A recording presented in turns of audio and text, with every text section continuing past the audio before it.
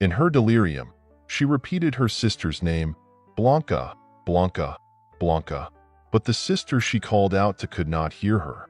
The Navarrese ruler had rested in the Cathedral of Lescar for 15 years. Now it was Eleanor's turn.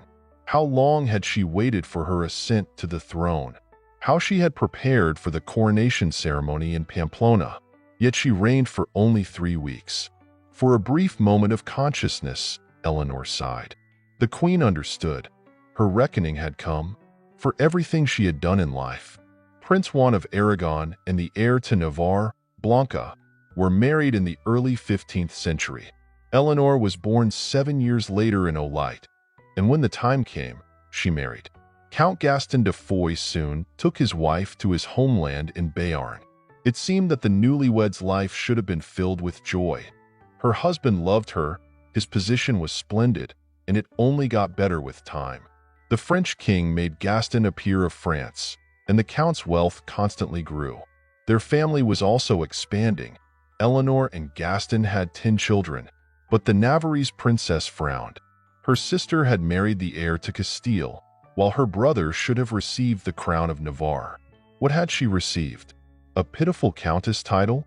Yet she was intelligent, determined, and no less worthy than her sister Blanca. However, the Castilian infanta's marriage had not gone well. After 13 years, she returned to her homeland. Upon arriving in Pamplona, she found herself at the center of family turmoil. The issue was that Juan of Aragon completely disregarded his children's rights. Over the years, a rift had grown between him and his son. Charles of Vienna dreamed of ruling. Blanca sided with her brother, while Juan summoned his other daughter, Eleanor. He publicly declared that he was stripping his son of his rights to the throne, making Eleanor and Gaston his heirs.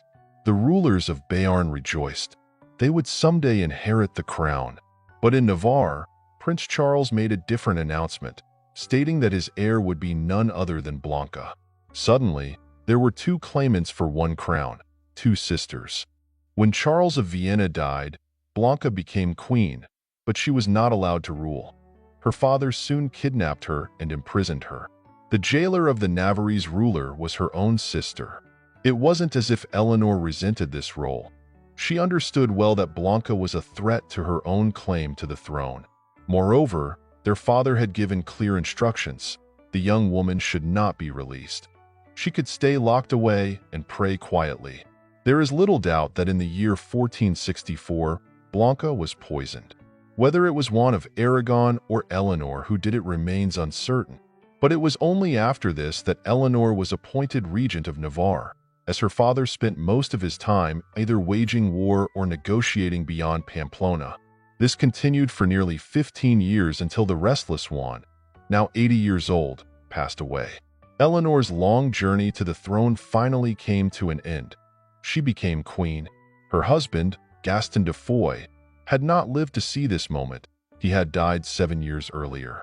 However, the reign of the new Navarrese queen was remarkably brief, lasting only 3 weeks. Was it poison again? No one knows for sure. She fell ill on the 1st of February, slipping into a state between sleep and consciousness, constantly whispering Blanca's name, and by the 2nd, the queen was gone. In Pamplona, there were quiet discussions. Was this not a reckoning for what Eleanor of Navarre had done to the innocent queen, her own sister? Eleanor's grandson, Francis February, became the ruler of Navarre. The 13-year-old boy sat on the throne beside his mother, the French Princess Madeleine de Valois. But his reign ended almost as soon as it began. He had barely proposed to the disgraced Princess Juana, declared illegitimate back in Castile, when the young king was also poisoned. Once again, the players changed. Now Francis February's sister, the young Catherine de Foix, ascended the throne, leading to a long civil war in Navarre. As a result, Catherine was left with only tiny fragments of the kingdom. Who knows? Perhaps this was how Eleanor's heirs paid the price for her thirst for power.